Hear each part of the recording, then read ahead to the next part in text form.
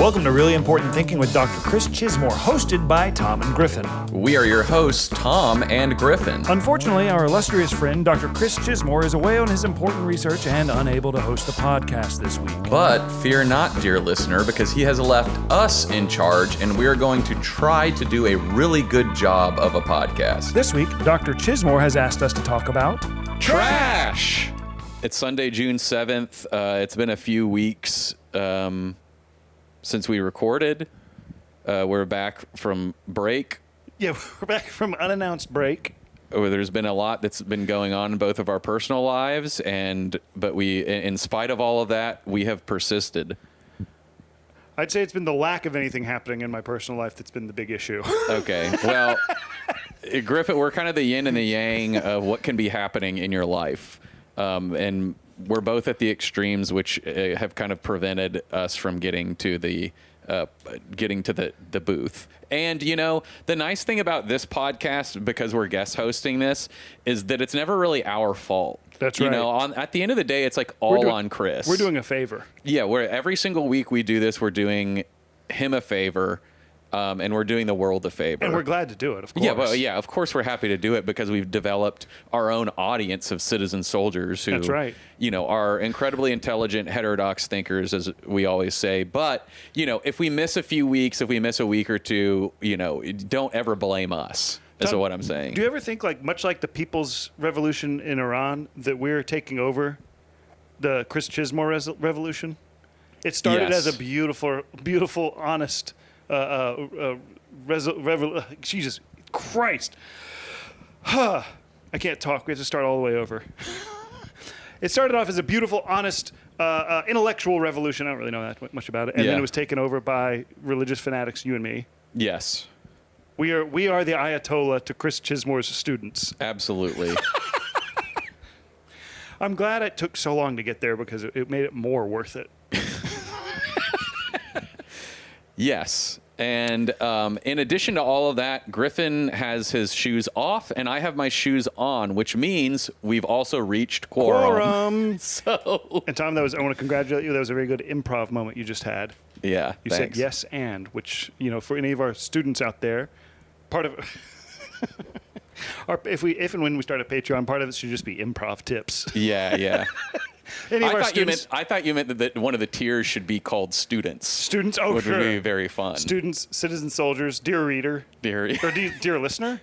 Maybe there's multiple. It would be funny to make people pay to be a citizen soldier. Like we've mentioned so many times, and then we're like, oh, by the way, only some of you. You're only a citizen soldier if you pay us $10 a month. $5 a month, you're just a student. Yeah, and all you get is the ability to call yourself that. There's no further benefit. Yeah. And then if you see us in public and you say, I'm a citizen soldier, say, okay, is your name on the Patriot, the registry? We'll ask for your ID card. We'll mail it out. At the very least, we'll mail you an ID card. And and that's only good for showing to us on the off chance you see us in person. It would be very fitting with the times that we keep a registry of all our listeners. Right. Well, we're part of the surveillance state. Speaking of, we have our own surveillance state. I got put on a registry, the Turning Point USA registry. Someone put me on it. Oh, what are you going to get them? I don't know. A new microwave? Yeah. I like the idea of a Turning Point USA registry where you buy them news. Well, we've lost Charlie Kirk. We're rebuilding. Could you buy us a bidet or a nice tea set? That's essentially what it was. My wife was like, do you need to tell me something? And I was what like, the fuck? I got a letter. It was like a donation thing. It had my name, my address. Like, what? Of course, my current address because it came to my house. But it was like, how did they get this? Anyway. It seems like somebody did a prank on you. I thought that's why I wanted to bring it up here because I was like, the only person who knows my address would want to prank me is you. Or like my neighbor. But this isn't the first time I've been accused of pranking somebody via trash mail. You also, I could have sworn you put me mail. on some cursed improvisers Substack like 5 years ago. I know who you're talking about, and I think you're just on that. No, I never signed up for it. Yeah, I think you did. I think it's not that you signed up for it. I think it's that you didn't opt out of it when you had the opportunity to. I don't know, man. I think this is, I don't know. I think your passivity elected you into. Maybe. I know exactly what you're talking about. Okay. I think you kind of like it too. You like No, keeping I haven't tabs. gotten it anymore. It was just like it was like 7 years ago, and I would get it like once every 4 months. Where you're just like, how is this? How do I still get this? It's so infrequent that you like never remember to unsubscribe. Yeah. Every time you get it, you're kind of like, oh, this is like, I want to read it because it's so unwanted. Unhinged. Yeah, Oh unhinged. yeah, but I see. This is anyway, kind of the interest of, I'm starting getting Turning Point USA mailers. There's probably a party that's like, I mean, what are they mailing people? I kind of want to see it a little bit. well, that's what I did. Open it's it here already. and it was like a letter from Erica Kirk being like just the classic thing. It's the same thing that Trump does, where it's like we have a crusade to make, and they tried to stop us, but they couldn't stop us. Like Right. they assassinated Charlie, but we still have so much work to do. And then they ask for your donation, and then like in reply it says my personal reply to Erica Kirk, and then you can check the and it says like, I believe in you, I believe in the mission, and then you can check how much you want to donate. But I did read it, and I was like, this is personal, whatever. We don't have to get into Yeah. it. What a kind of wild. what a drag. Anyway, I'm on that registry. Let's talk about where Chris is Right, this week. he's not here. If you tuned into this podcast for the first time and you were hoping you're going to get some insights from the beautiful mind of Dr. Chris Chismore, world traveler, raconteur, scientist, adventurer, ladies' man. Well, unfortunately, he's not here this week. He's away on his important research. Yes. And this week, Tom, he's been researching. Yes, he's actually doing an important study, seeing if it's possible for a man to have a third and maybe a fourth family. We know it's possible for men to have two families. Duh. Yes, this is something we've heard about time after time in all decades. A little harder to do nowadays, but we still hear about it. And he is pushing the limits of masculinity. Fatherhood. Of fatherhood and masculinity. He's stress testing masculinity and fatherhood. Yes, and he's starting off small right now with 3 families, and he's going between Indianapolis, Louisville, and Cincinnati. I'd like to see him get up to 16. So, yeah, we're seeing how far he can push it, and in addition to getting more families, he's slowly increasing the geographic area. And now I'm wondering, are these all traditional nuclear families, or any of them sort of chosen family? Maybe he's hanging out with a polycule or two in there, and they're his chosen family.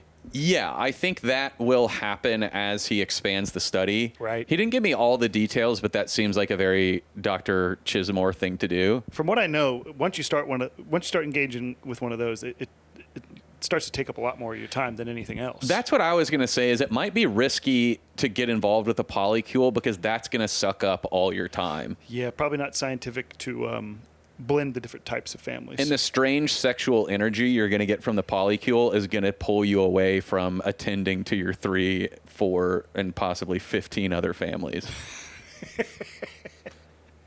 So that's where he is this week. He's traveling. Most of that time is spent traveling. Yeah, in Managing the families, it's looking at your phone, yeah. texting as many different women as you can at once. Luckily, it's only about 2.5 to 3 hours between each city, sure. which is good. But some might call that riskier because the families could, in theory, Find out about one another when it's such a short drive. Right. But Dr. Chismore does have the backstop and the defense, and that this is all for science. Right. So, like, if one of the families finds about the other, then they can't get that mad because it's a scientific study backed.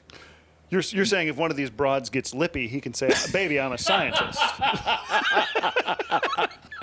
Yeah, I mean, that's what I do. baby, I'm a scientist. Hey, after all, this is for the good of humankind. Jesus. Oh, yeah. So I think it's an important study. It's an interesting, it's revitalizing the age-old debate had in many bars and, gentlemen's clubs over the years. Which is how many families can one guy always have? Talk about that. Okay. That's where he is. Is there any other housekeeping to take care of, Tom? There is a little bit of housekeeping. We do that at the top. We do that at the top of the show. I talked about how we were talking a little bit of shit on Turning Point USA, and I want to say it is absolutely not because we are just the weakest of like soy boy liberals, and No. it's because we're above all politics. We're apolitical. We're above politics. We don't engage with that. We're too intellectual for both sides. They start yammering at each other. We open up a hole in the ground, stick our head in there. We say, Yeah. well, okay, tell me when you guys are done. Yeah. Tell me when you guys are done. I'm tinkering with agentic AI. I'm too busy building my empire, my digital empire. I'm too busy rotating out of my crypto empire and rotating into my agentic AI empire. I'm too busy masterminding with the boys. So yeah, that's my only bit of housekeeping. I think other than that, my house is fairly kept right now. That's incredible. Mine's sort of constantly in a state of slight disarray. But your if you're floors are watching vacuumed on YouTube. Yeah, my floors have to be vacuumed every day because it's disgusting carpet from, let's say, the 50s, and it shows but a drop of dandruff upon it immediately. Today we're talking about trash. Trash, the wonderful trash. Wait, I feel like I used that. The wonderful fruit. Yeah, trash, the wonderful Of the beans, yeah. Anyways, We're trying to optimize trash. We're gonna today. fix That's what Chris trash. wants us to do today. and I think a lot of you might be here. You might be expecting, oh, we're gonna minimize trash. Yeah, minimize. Minimize. We're gonna make it more manly. We're gonna minimize it. Well, first off, I'd like to say this right off the rip: Okay. men make trash, women recycle. Okay. Duh. Yeah. Duh. Duh, obviously. Okay. The masculine thing. Because here's my kind of overarching thing. Okay. My thesis. Uh-huh. Trash is good. I'm trash maxing. I'm in my trash maxing era. Okay. Because trash is waste. Waste is a byproduct of Productivity. commerce. Mm-hmm. The more trash you have, the more commerce you've engaged in. Yeah. The more you've consumed. The more you exactly. Yeah. And so some of this conversation we might veer into, where you hide your trash, what you do with your trash, how to minimize it. But at the outset, I want to say the best thing to do is to hold on to your trash. I think trash is trophies. I think we should not be stuffing things into landfills as our first move. Mm-hmm. We should be erecting statues out of the trash. Okay. Because, and I'll take issue with this, one man's trash is another man's treasure. No, one man's treasure is another man's treasure. It's all treasure. Do you see what I'm saying? Yeah. It's all treasure because it's the byproduct of consumption. Exactly. It's something to be proud of and paraded. Yeah. And I have a lot of thoughts that kind of trickle down from this central thesis, but that's where it begins. You sound like you would be at perfect home in the Mojave Desert. Because that's Right. pretty much the attitude I think a lot of people have there. They move out into the desert and they take literally everything they've consumed with them, and they say, "I'm going to build a fortress out of it, and this is an altar to God, and this is an homage to It's art? mankind. I'm Yeah, it's making art? Yeah, and then I'm going to charge people $3 To walk see through it. for 35 years. I would say this. Some of the smartest people in society are the desert dwellers who are making income on their trash. On their trash. Second to them are the waste management people. They're double dipping. Yeah. They're making trash, and then they're making just in their day-to-day lives, Uh-huh. consuming, and then they get to soak up more money from picking up other people's trash. They're geniuses. Yeah. They're doing double capitalism, which as we know is something we all aspire towards. Is double capitalism. Double capitalism. I mean, That's what you get when you turn your consumption into profit. Exactly. When you turn your trash into profit, you get double capitalism, and that's kind of what we're If and when all either of aiming us for. hits double capitalism, it's our promise to you, gentle listener, to let you know the moment we hit double capitalism, which will be, well, I guess starting a Patreon would be one capitalism. Yeah. We're at zero We're at capitalism. we're at negative capitalism, really. Yeah. Well, we're in our startup era. We're in our right. startup phase because we're burning money. Right. At an alarming rate. I actually can't figure out where we spent any of the money because there's not that much overhead. You know what? I spent $700 of it on fixing the camera from the cat piss that got in it. I spent $300 of it on the fucking hard drives. Okay, $1,000 in the hole. Yeah. We've been doing this for over a year. I'd say that's pretty good. Yeah, it is pretty as good. far as startups go. A lot of them are millions of dollars in the hole. What was I? We're trying to get to double capitalism. Yes. God, I completely lost my train of thought sorry, on the. No, there was something about the. You mentioned. Oh yes, it was turning. Yes, when you can turn your trash into treasure, you've hit double capitalism. Our friend of the pod, Claire, was visiting like a month ago, and my wife went up to bed, and I subjected Claire to watching whatever I wanted to on YouTube. You turned on really important thinking first. My nightly YouTube rabbit hole, and after we had burned through the entire catalog of this podcast, I said, if you've heard it on Apple Podcasts or Spotify, you really need to see it. Yeah, you're not. It's like a new thing. Yeah, and we watched a video on this dude in Oregon who has made a museum of all the trash he's found on beaches. That's incredible. And it was pretty cool. That's cool. And he was like, this is all the stuff, this is all the Japanese stuff I've found. And he found like all sorts of junk. He's cataloging it. From Japan. Yeah, and he just puts it in a corner, and I think he charges like $5 to go through his museum. But yeah, it's a wild existence. That's awesome. And he built an altar out of it. And like, as you'd think, oh, this guy is kind of a crazy religious guy, but he's just kind of a crazy trash guy. I like that. Yeah, and he really isn't that religious, or he's just kind of like, yeah, I like walking on the beach and picking up stuff. Beachcombing. That's great.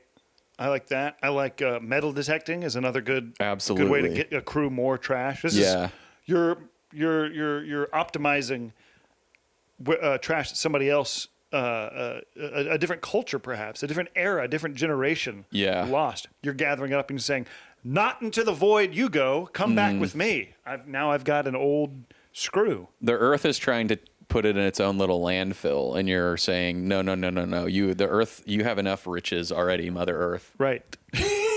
I want some of those. Yes. What are you going to do with an old ring? What are you going to turn this into some kind of rare mineral eons from now? No. Yes, it is. Beachcombing, I feel like the ocean is a huge source of trash. You know, it's a great place to find trash. It's a great place to look for valuable trash. There's a big floating island of it. Yes, out in the Pacific. There's probably multiple. Yeah, garbage islands. I say this is a floating landfill. This is a floating real estate opportunity. Let's put something on there. Let's quit trying to break it down. Like keep dumping it in there. That shit'll congeal eventually. We'll have sort of a what's a Life of Pi sort of situation. Yeah. When you hear about the trash island, your first thought shouldn't be how sad. Your first thought should be how sturdy is it? Where can I invest? How arable is the land? How many plots are available? Yeah. How can I invest is a great reaction to have. There's a trash island. Excellent. How much can I invest in it? Incredible. Because people are thinking about right now with real estate on the moon or Mars. Yeah, more Mars. Whatever, wherever they're doing it. Space and Mars. Don't yuck my yum. Some people might want to live on the moon. I'm thinking there's still plenty of opportunity here. There's untapped land. It's unrealized land. It doesn't exist quite yet. Yeah. It just needs to congeal a little bit more. Well, I think that's a really important thought right there, because trash island, how can we develop that? I think like landfills themselves are super interesting, because a lot of people don't want to live on or near landfills. Right. And there are some federal regulations around how close you can live to a landfill and whatnot. But what if we started developing that, if we want to solve that happens quite the housing crisis, people can't afford homes, well, what if we started building real estate on those landfills? I think they do. And then we have the desperate people move into that. Oh, I think that's where the rich people should live. You think? Yeah. You think the rich people should I think move. if they know what is good for them. I mean, you're standing on top of a pile of treasure. You've built your castle on on firm bedrock, on firm capitalist bedrock. Yes, and that bedrock being, I believe it is. The history of usage. I believe it is clay. I'm going back to my my grade school. Some netting. My grade school mnemonic device to remember how a landfill is oriented. What the fuck? You had landfill unit? Yeah, did you not have a civil engineering unit? No, we didn't. No, I went to normal school. I didn't go to school to learn how to be autistic. Well, at the Bill Gramelman's Little Thinkers Society, we had Is that real? Yeah, Bill Gramelman's Little Thinkers Society that I went to. We had I had a whole year on civil engineering, and we had a mnemonic. I can't remember the mnemonic Good device, Lord. but I believe it's clay. Sure. There's a layer of clay, and then on top of the clay you have plastic, Barbie dolls? and then on top of the not yet. Oh. Don't, just don't a jump thin layer ahead. of plastic. Well, it's a pretty thick layer of plastic sure. above the clay in a landfill. But it's And not trash plastic? It's just... It's plastic to keep the leachage Right. You got to keep that shit contained. from going into the soil. Sure. Into the clay. But the clay is there as like a backup, you know. That is in a big case it issue, doesn't. I guess, Yes. is leaching into the groundwater. Yes. And so we'll get there. Sure. So then after the plastic, then you have the trash. Then you can put the trash in there. Okay. Okay. So then you have the trash, and then you compact the trash, and then I believe we put more soil on top of that. And then throughout the trash, you insert little like pipes that catch the leach water, the leachage, and funnel it Somewhere right? into Somewhere a good. pond, like a reservoir, not like a full-on reservoir. An underground reservoir? No, I think they're above ground, but it's like, hey, this is where the gross It's like leachage a sewage goes. Yeah. processing plant. Yeah, no, it doesn't have to go to the plant yet, but it's just a pool where all the trash water goes. Where one could process it as sewage. Yes, and then you kind of repeat the layer of like soil, plastic, and you drive trucks over the top. This sounds great. So, yeah, this is where the rich people should live. Yes. You're standing on you're on top of a feat of modern engineering, of human ingenuity and commerce. I mean, come on. Beverly Hills should move on top of the land. They should move Beverly Hills to the landfill. I legitimately think there is a landfill pretty close to my actual house. But there's one I can see from here. Oh, really? Yeah, from not far from here. Yeah. Yeah. There's from my house in Los Angeles, because we're in Tupelo, Mississippi. Yeah, it's near like a golf course. Ah. It's like I think it's the dump. It's the LA County Yeah, dump. yeah, okay. And it's a massive kind of covered in grass landfill. A beautiful Here's one of my picturesque thoughts. landfill. Okay. If you're gonna do that, if you're not gonna turn your trash into trophies Yeah. and make beautiful statues and art out of it, each community, we shouldn't be doing this mailing your trash away. We should be proud of it. Beverly Hills should have the Beverly Hills landfill, and it should just be a big sort of towering mound. Eagle Rock has its own. Nashville, Tennessee, each neighborhood has its, Green Hills has its, wherever.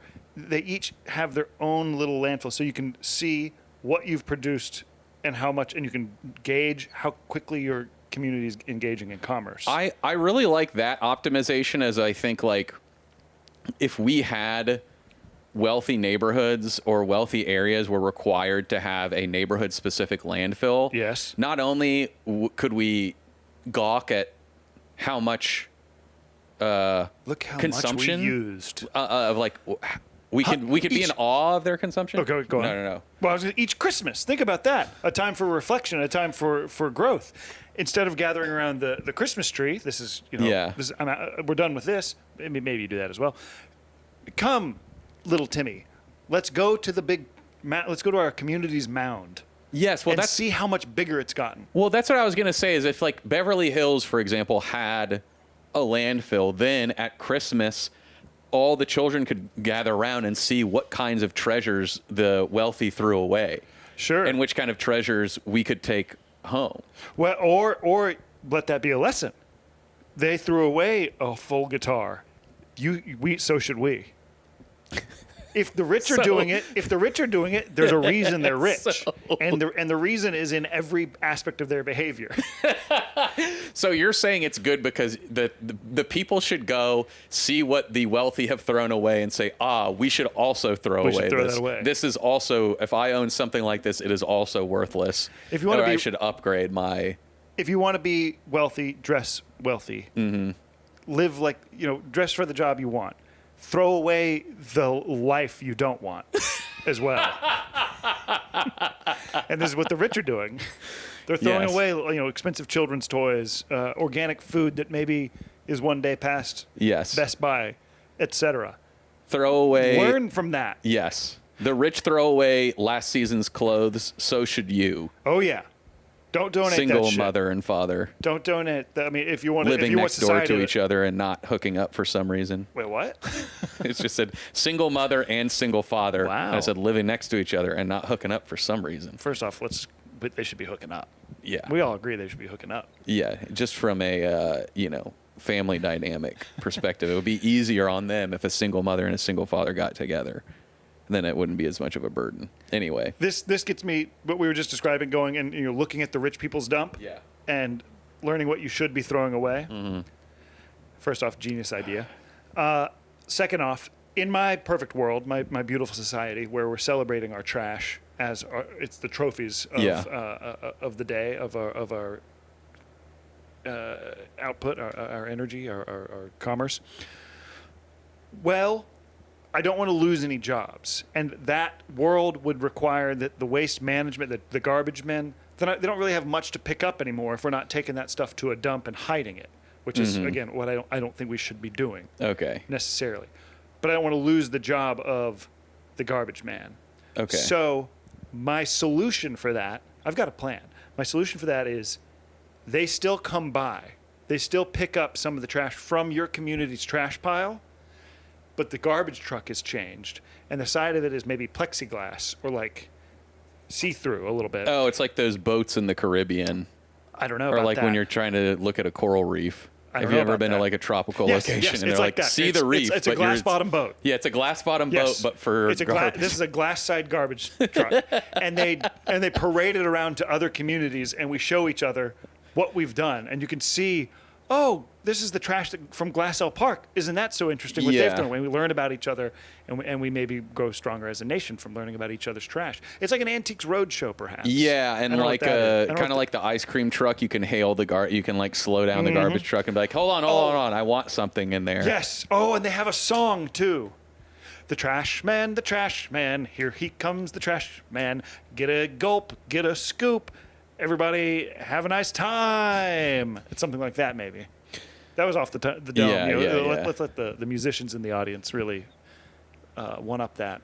Yeah. I think that is an excellent optimization. I do love, people are already fascinated by the garbage truck, especially children. Oh, yeah. And I think if it was see-through, it would captivate adults as well. It would be hypnotizing. See-through, and that they're driving miles and miles across the city or from city to city, showing off each other's. It's a bit of a parade. Yeah. A celebration. Trash parade. Yeah, I think that's a great optimization. I really like that. We can learn so much from one another. This is what I'm always saying. This is our big issue as a country. We're not learning enough from each other. Yeah, we're not having dialogue like Speaking we should. of, this gets me. Sorry to be on one. This gets me to another thing. Okay. Well, and I was doing a scant bit of research, my own though. Uh-huh. Though it may be bad and it may be minimal, it is my own research, and for that, it's honest. Yes. And the Mayans used to. Yeah, go ahead. Sorry. That's sort of the credo. No, I was just about to be like, the best kind of research is your own as individual research. The first thing it should be is individual. Poorly executed, filled with holes, lots of issues. Confirms all the views I already held. Yeah. Confirmation bias, all of that stuff doesn't matter. The first thing is that it's your research. Okay, excellent. Sorry. What were you going to say about the Mayans? The Mayans used to once a month engage in a communal trash burning. They would do a ritual once a month, and they would all get together and burn their trash together. And I'm thinking, why have we not Why don't we do that anymore? There's probably a lot we can gain from standing around with our neighbors who we otherwise don't interact with and burning all of our trash together once a month in a big pile. I agree. I think that burning trash, to me, it was like astounding to realize that like burning trash is technically bad for the environment. You should be able to do. First off, I don't think you should do it at all because we should be saving our trash. But if you're gonna get rid of it, you should be able to burn it first and foremost. Easiest thing, it's gone. Well, and you can use it for power. You know, one of my optimizations was also about burning trash, but it was more of like a trash train. Let's hear the trash train. Well, the trash train's a train that takes you places, but it's powered by instead of burning coal, we're burning trash.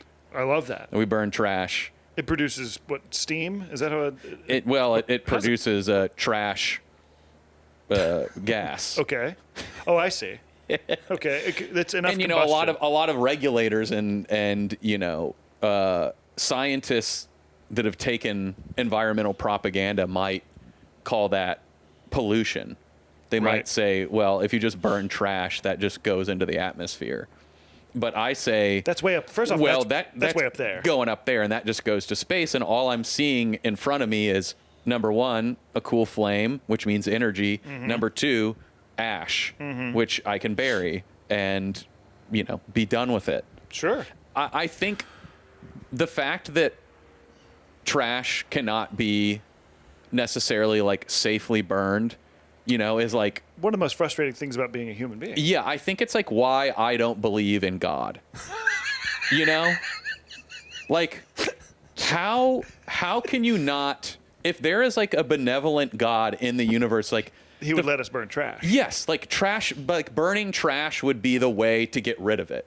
Like, hi, welcome to Earth. First off, you're naked, and the sun gives you cancer. Second off, if you burn any of the stuff that you had to into your trash, it also gives you cancer. Yeah, it also is bad. Most stuff gives you cancer. It's incredibly hard to get rid of, and there's no good thing you can do with it. It's like, to me, that's cruel. It's a puzzle you'll never figure out, no matter how advanced your society gets.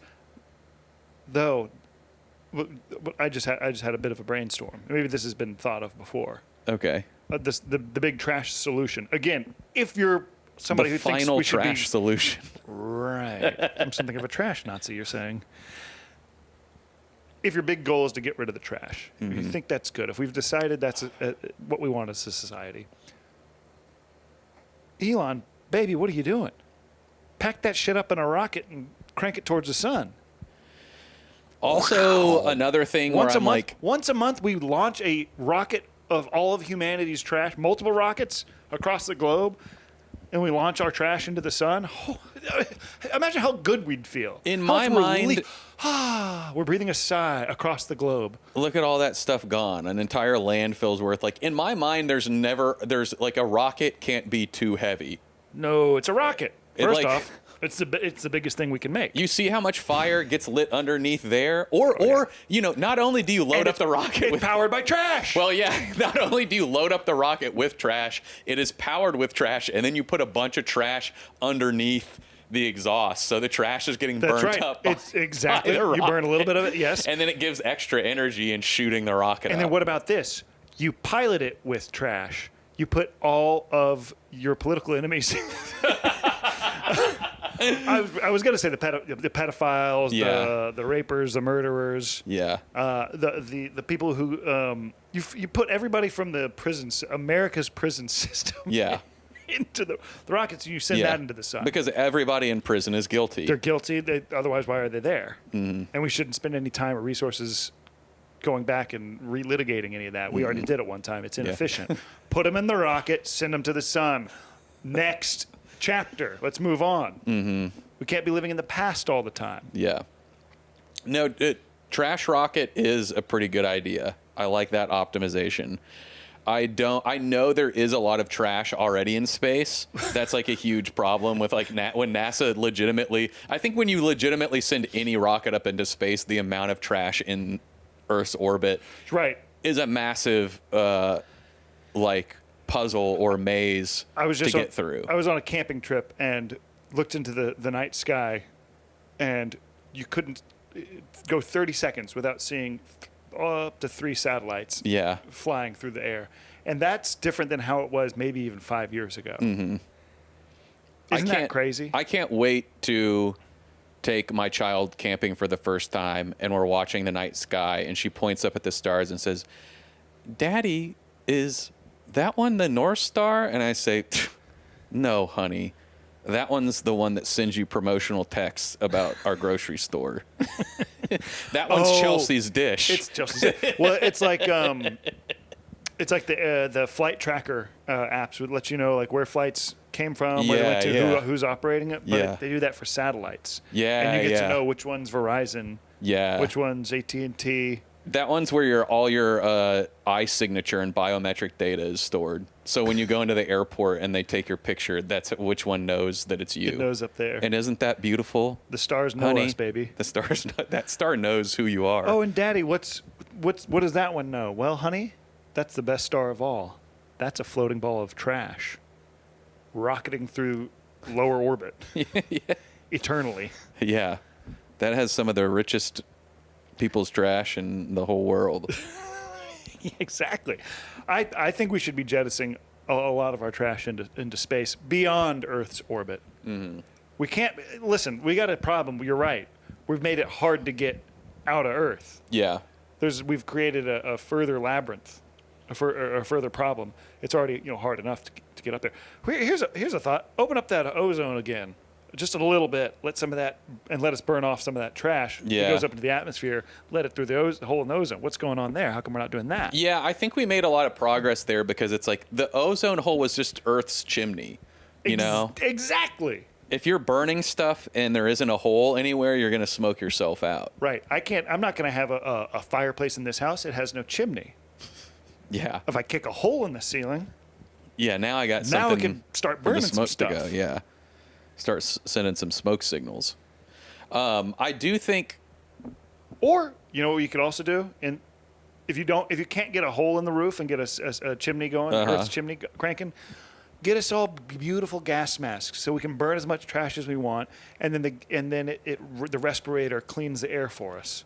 Mm-hmm. That way, we're having the best of both worlds. We get to burn all the trash, and we get to breathe our beautiful air. What a beautiful holiday image of all the townspeople surrounded the Beverly Hills most recent trash heap. The Beverly Hills Mound. Yeah, the Beverly Hills Mound, the Great Mound, and everyone's got their gas masks on, watching the most beautiful trash in the country set ablaze and flow up through the chimney that is our ozone hole. I'll throw this in there, singing the Whoville songs from Christmas. From the Grinch Stole Christmas.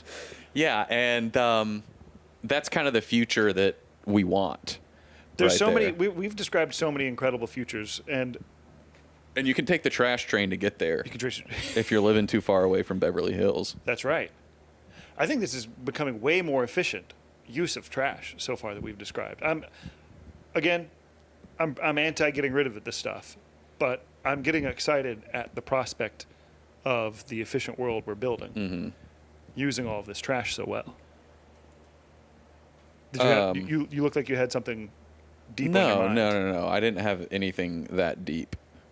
I was trying to go through some more of my optimizations here because I feel like we've found a good rhythm. You'd like to a good image to move forward. Yes. I do. One thing I want to talk about, I think that we touched on a little bit, but I think is worth, diving deeper into and double clicking on. Oh, I love to double click. Double clicking is the entire ecosystem that surrounds trash as a whole, because we talked about trash should be treasure, trash is treasure, etc. But we didn't talk about when you put your trash out, just a layman like you or I, it's so interesting to me that when you live in a city or even, a large enough town, the amount of people that come around and will root through your own trash. There's a guy I see almost every other day out back of this building. He's rooting through the garbage. Sometimes in a way that I'm like, I got to throw more garbage in there, man. And I feel a little bit bad, but I got to get rid of this bag of cat shit. And you're in the garbage. Yeah. I don't really know what to do right now. This is kind of an awkward scenario. Yeah, so you feel kind of bad because you feel bad for the garbage that you put in there because it's stinky bad garbage. I feel bad for him, but yeah. Yeah, but he's like in the dumpster sometimes. Yes. I've had this happen, and then I'm just like, well, I'll wait my turn. He's in there right now, or Yeah. I've let him know before. Not much good in here, trust me. Yeah. I did say to him one time. I say it's mostly cat shit and cardboard or whatever, and I go back and forth between resenting that he's there and feeling bad for him at the same time. It is funny to, like, if you're to both know the guy who roots through your own trash, but also be a guy who roots through trash and know that everybody knows who you are. Like, when the fact that they recognize you like the going mailman. through their trash so much, yes, that they're like, nothing good in here this week, and he's like, that's what you think. That's what you think. You know, you think cat shit is. You think I'm going for rings, or I'm going for copper wire. Buddy, I'm going for that cat shit. Yeah. I'm dumpster diving. I've got my cat shit engine. Because I've got my Honda Pilot running on cat shit, and I'm about to. I actually got an empire in the desert that's founded on cat shit. He's something of the neighborhood rag and bone man. Oh, what is a rag and bone man? Well, first off, it's a Radiohead lyric from one of these songs that these strange fellas write, and he's it's somebody who, I think this is an English thing, who would go through I think trash and like pull out like what they thought was potentially sellable and resell it. I can read the definition real quick. Let's see. A rag and bone man collects unwanted household items and sells them to merchants. Scraps of cloth and paper could be turned into cardboard, while broken glass could be melted down and reused. And even dead cats and dogs could be skinned to make clothes. Oh, yeah. I never even thought about that. And this is an early entrepreneur. God. This is an early double capitalist. And to think I have been throwing out all my dead cats and dogs. You fool, you fool. You could have had a shoe store. You could have had a little coat factory going. Yeah, I could have had a nice Come, coat. miss, would you like to browse coats for your little boy? This one's made from a huge Maine Coon. It's all one cat. Yeah, how stupid I've been. You fucking fool. Ooh, I'm sorry, miss. Please, you can't put your hairless cat in the garbage. I can't do anything with it. No, well, I could use that to bind a book, to bind my manifesto. A smarter capitalist than I. There was a book at my college that was bound with human skin. That was like the libraries. My college library You had the Necronomicon. Yeah. You had the fucking Book of the Dead.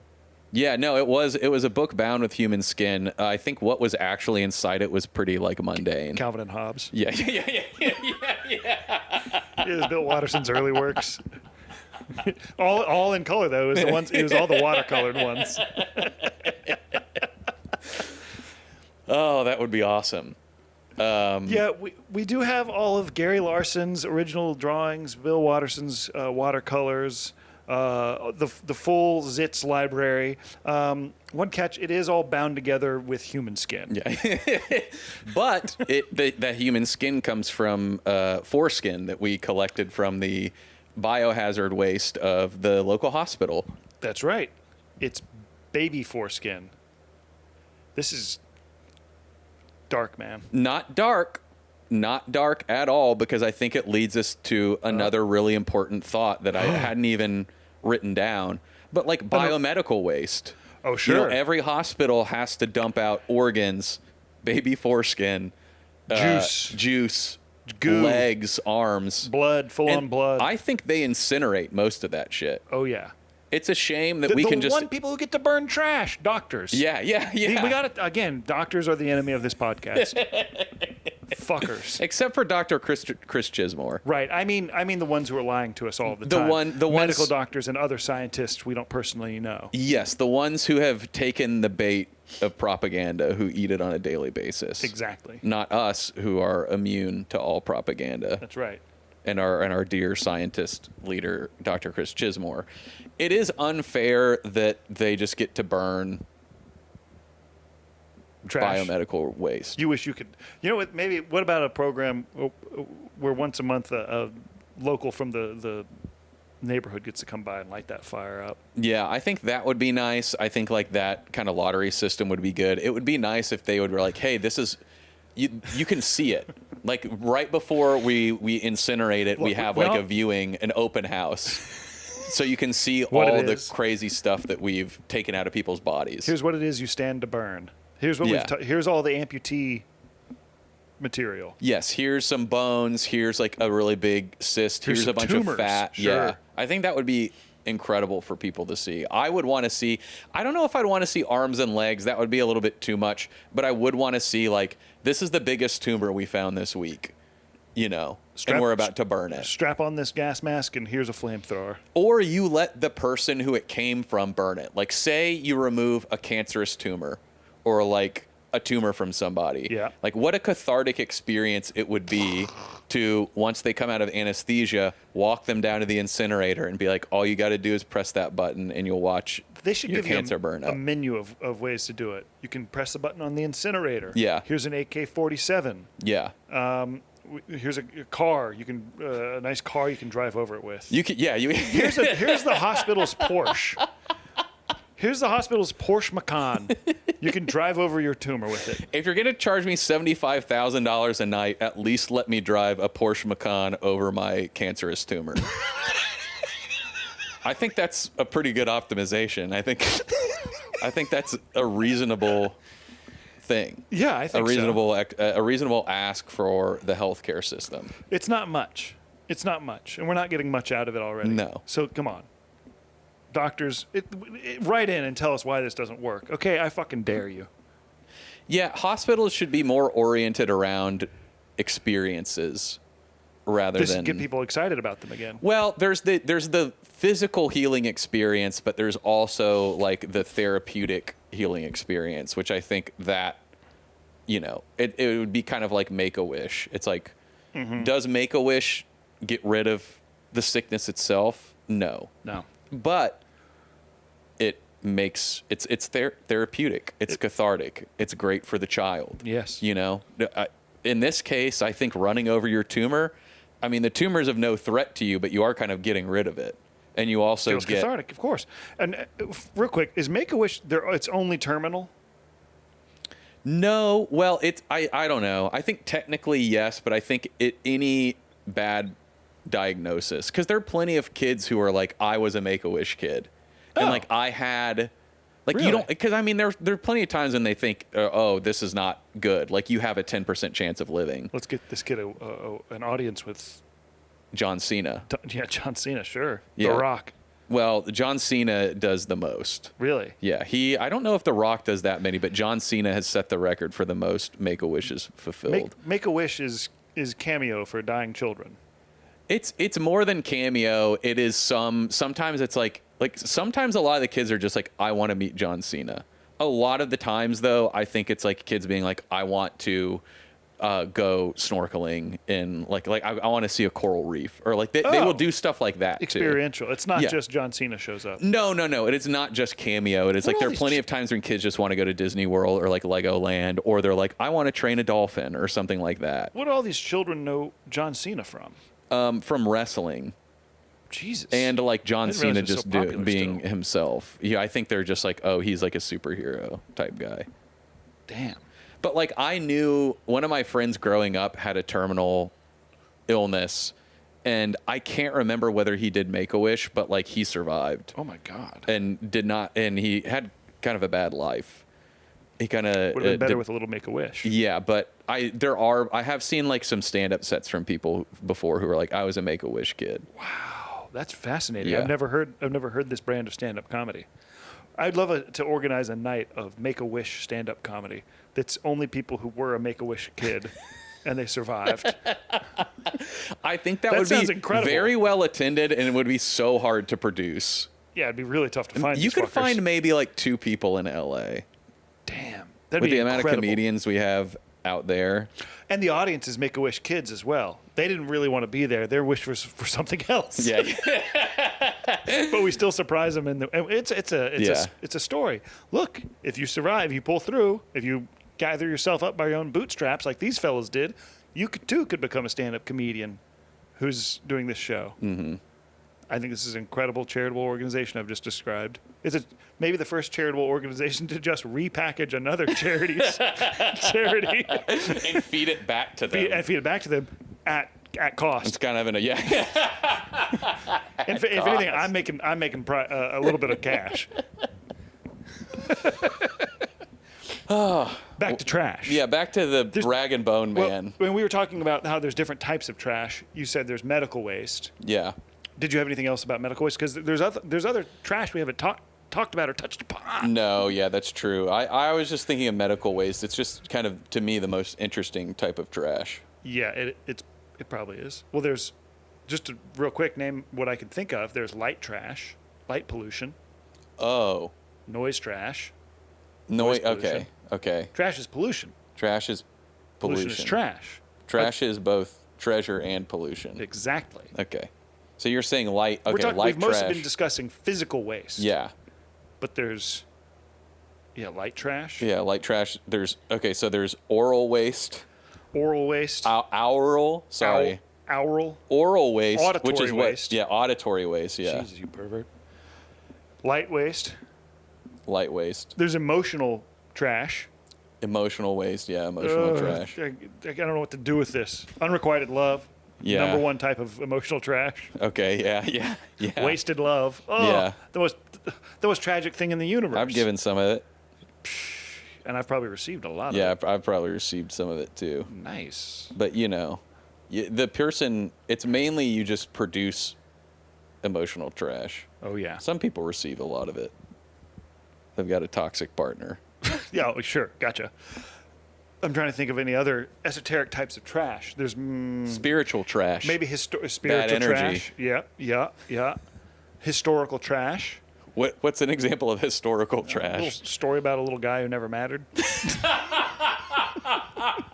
But it's still in a library.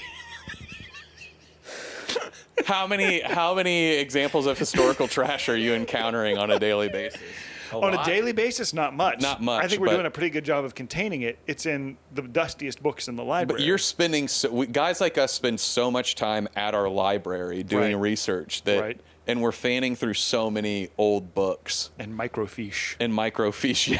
Yeah, it just sucks when you get to Here's a story of a guy who didn't matter. a little guy who didn't do much. What is it? There's a book. Stoner. Stoner. Well, Stoner. That wasn't the one I was thinking about, but that is kind of historic. I never finished that one. I know fiction trash. people love it, but he does start that book off with like, this guy doesn't matter at all. Yeah. And it's, I was maybe, I don't know, immature whenever you recommended it, and I tried to read it, but I was just like, well, then I'm not going to read about him. Yeah, I liked it. I forget who People the love it. author was, but I can't remember. I have it over. I think I have your copy in there. Yeah, it's another guy who didn't really write that much, but he wrote. He has another book Stoner. that people love. It's a Western. Hold on, I'm going to look this up so that the really important book club can really get kicking off. It's like John. No, wait, maybe Stoner's name is John Stoner. John Edward Williams. Oh, okay. Yeah. And then Yeah, and the cover of Stoner is just a guy looking sad. the most looking boring down. fuck of all time, looking sad. He kind of looks like him. Actually, Yeah, he does. John Edward Williams kind of looks like Philip Zimbardo, if you listened to last episode. Butcher's Crossing. That's the other one that's supposed to be great. I don't know much about it. Anyways, those are on my really important thinking book list. This is the book I was trying to think. It was books I a want short to read. story or a book called Jude the Obscure. And it was Oh. like another fiction book that it was like lauded in its time as like, oh, it's so nice that this person wrote a book about somebody who didn't matter. You know who wrote that? Tom Hardy. Yeah, Tom Hardy. Thomas Hardy. Yeah. I like that. Let me think. There's lots of fun little ones that I've read of like, here's a little history or here's a biography of a guy who ultimately is just a small figure. Yeah. You go far enough back. I guess those people are always kind of interesting. If you know, we're getting little crumbs of details of like, well, here's an accountant that was in ancient Mesopotamia or whatever. That guy he goes from being 0 to he's our only available hero. Yeah, because it's like, oh well, we learned what hieroglyphics is because an accountant. Like we found historical trash. Yeah. So like there is. I think anytime you go to a museum, you're essentially looking at a lot of historical trash. Right. Because like the Rosetta Stone was in essence historical trash.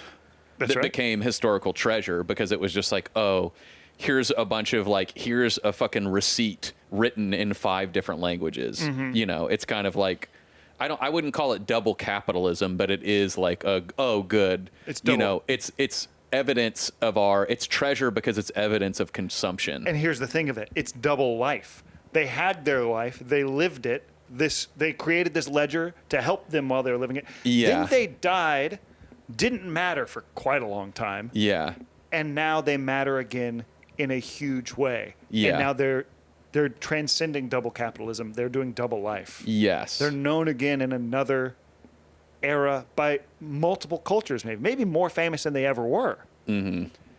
So, this is why I take care to preserve a lot of I laminate a lot of the documents I throw away. Yeah. Oh, yeah. That's excellent. So Because that what ancient, or not ancient, so that future civilizations might know something. Like, for instance, here I have some trash here on the couch. We never really addressed this. Yes. Opened the mailbox, it was filled with trash. One of the marvels of modern life. Yeah, it's incredible that companies in our time in society and our just country in general, it's completely fine for companies to mail you trash every day. And we can get into that. But this is a piece of mail from Comerica Bank, somewhere I've never been to or really know anything about. And Fifth it's Third. Fifth Third. Mm-hmm. And it's addressed to our neighbor. I'm not going to open it. What I'm going to do is laminate it, throw it in the trash. That way, aliens maybe can find it, open it up, and understand, 4.25% APY. Oh, wow. That must have been interesting to him. Griffin Winsler really got a good offer. Well, our neighbor. Our neighbor, Whoops. yeah. Well, and now you have done what I've been trying to do for almost a full year, which is dox yourself by showing your address. I don't think I did. People could zoom in. Oh, fuck. I don't think If they can. get that fucking location guy God from damn it. TikTok on, like it's not even a challenge for him. He's just going to zoom in. Computer enhance. God damn it! I have to blur this out. It How do I doesn't make even this have your easy name. for myself Everyone to already even knows edit? your name. Now they have your address. Address. That's going to be my And keyword your to full go. zip I'm going code. to forget. By the time it gets time to edit this together and release it, I'm going to have forgotten this happened at all. God damn it. Well, come get me. And the aliens are going to know it too. They will.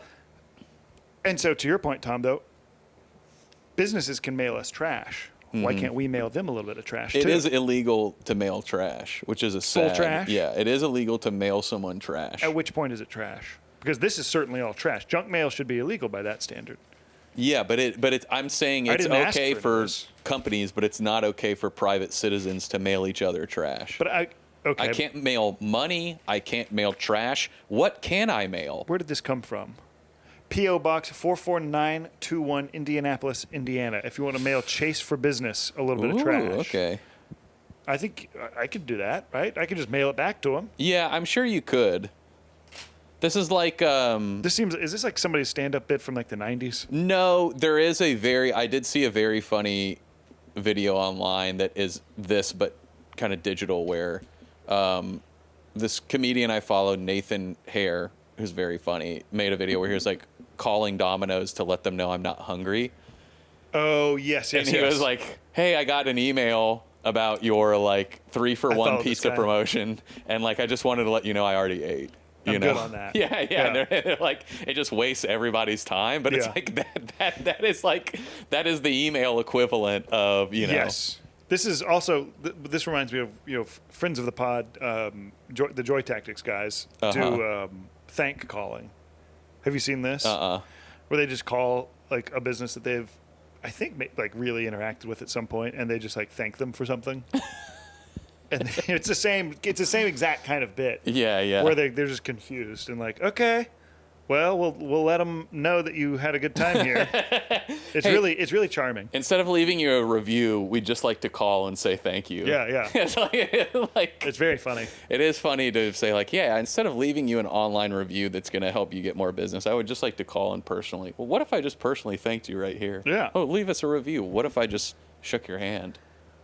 I would love to send Chase for Business this back with just a card that says, "I'm good on that, but thanks. Let me know if there's anything else in the future." Hey, let me know when the APY gets up to 5.6. Yeah. And I'll be interested. You should be able to mail people a little bit of trash. I agree. You know, what am I allowed to mail? And you always have the defense, I thought it was treasure. Yeah. Legally, that's Oh, codified. yeah. We all know that. One man's trash, another man's treasure. It's right there in the Constitution. If Chase Bank came back to you and was like, "Hey, why'd you mail us this?" You say, "Well, I was investing. I'm interested in your product, but Yeah. it's just the interest rate's too low." Mm-hmm. You know, I'm negotiating. I'm negotiating. Yeah. This is my tactic. I'm negotiating by mail. This is my big tactic. I like just doing anything annoying and then claiming it's your tactic. It's your negotiation tactic. Yes. This is maybe something of a Trumpian idea. Mm-hmm. Anything else you wanted to discuss about trash? I don't know if there's any other types we haven't touched on. Well, we haven't settled the age-old debate whether How many trash families is different than garbage. Oh my God. I didn't even think about this. Garbage disposal, not a trash disposal. That's how you know they're different things. Mm-hmm. Because that's called a garbage disposal. and rubbish. Rubbish. Over well, that's just English trash. Yeah, English trash. Yeah, and it's the rag and bone man is just an English junkman. An Or English what junk would guy. we call that? Or vagrant here in the Yes. I don't even know. You I don't wanted to know say if we hobo. call it just say a scrap metal guy or like A scrapper. dumpster diver. Dumpster diver. I guess we would call it dumpster diver here in the States, and they would call it a rag and bone man. Yeah. I think there's maybe another word for it, but I can't think of it. That's kind of a fun one. I feel like I've read some. I don't know. I have no idea. A tinker? What's a tinker? I think that's someone who like fixes something. Fixes stuff. I thought they were like fiddling with bullshit, like trash. Now I'm gonna What? look this up. Looking it up. That's no. Why are you looking it up? Shut up. Okay. It's surprising because you actually this pulled up something. Yeah. Oh. Some traveling groups and Romani people specialized in the trade. Interesting. Tinkering. Yes. Metal workers. Interesting. Anyways, it's not what I thought it was. Well, I do think, regardless of what a tinker is, I do think there is one aspect of trash that I think is interesting in that, like, having had a child recently, I realized that a lot of people, it's like when you have a child, you got a lot of trash and people just give it to other people. Like instead of throwing something away, like I think Right. a lot of people have trouble throwing things away because Trade- they're like, oh, well, this is perfectly good. Someone else could use it. Right. And then, for example, when you have a child, people are like, oh, I have a bunch of stuff from when I had a child, and they give it to you. Some of it's very useful, but other stuff you're just like, okay, so someone just gave me like 15 bags of trash. Yeah. And now I have to find something to do with it. It'd be nice if there was sort of a system to organize that and sort through it for you. Yeah, and I think that places like thrift stores are kind of like a way to get rid of your trash without feeling bad about it, because you're like, oh, well, yeah, I don't want to throw this stuff away, but someone's going to use it. And then you take it to the thrift store and they're like, we don't even want this. And then Macklemore walks in and he's like, "What's up? I got a big cock." Yeah. And then now your whole day is all fucked up. Well, like there have been times where like it's like you want to get a new piece of furniture, or you're Yeah. like, this table that I once loved does not bring me joy anymore.